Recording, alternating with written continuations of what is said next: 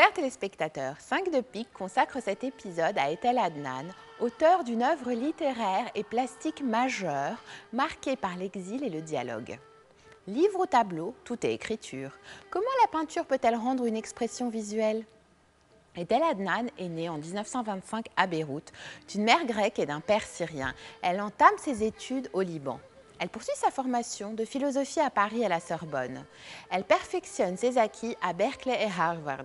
L'artiste s'installe en Californie. Elle y enseigne la philosophie jusqu'en 1972.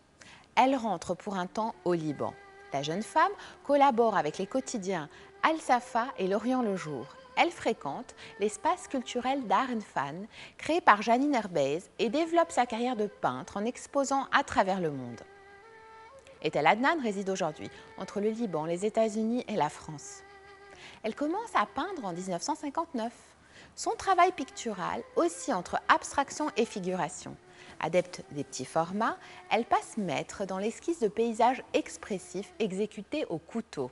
Ils sont tricotés par son expérience, sa sensibilité, sa mémoire.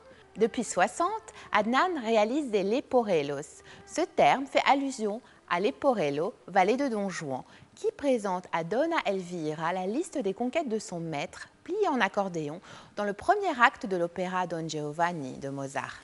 Ces livres de poche et tapisseries se déroulent donc à l'horizontale sur plusieurs mètres, comme un rouleau. Ils résultent d'un mariage parfait entre l'observation verbale et visuelle. Etel Adnan s'en procure aux États-Unis, au Japon, en France. Elle les illustre par la poésie d'écrivains tels que Mahmoud Darwish, Youssef Khal, l'époux d'Hélène Khal dont nous avions parlé dans un épisode précédent. Ces carnets portent aussi l'écriture d'Adnan. Ils sont accompagnés de ses dessins à l'encre et à l'aquarelle. Ce format asiatique correspond bien à la calligraphie, essence de l'art pictural arabe. Dans un tout autre registre, 5 de pique décrypte pour vous Landscape Circa, une huile sur toile datant de 90. L'œuvre appartient à la collection privée K. Elle rappelle la place majeure des montagnes aux yeux de la peintre. Elle les part d'atours qui respirent la sérénité. Cette toile évoque la nostalgie de son enfance passée dans la montagne libanaise. Plus tard en Californie, elle vit au pied d'un mont haut de 1000 mètres dominant la région. Comme l'écrivain noircit sa page au crayon, Etel Adnan travaille la peinture à l'huile au couteau avec la toile posée sur une table. Les couleurs épaisses ne sont pas diluées. Elles sont travaillées en aplat. Cette technique permet de jouer avec la matière. Elle apporte vie au tableau grâce au relief de la peinture qui accroche la lumière.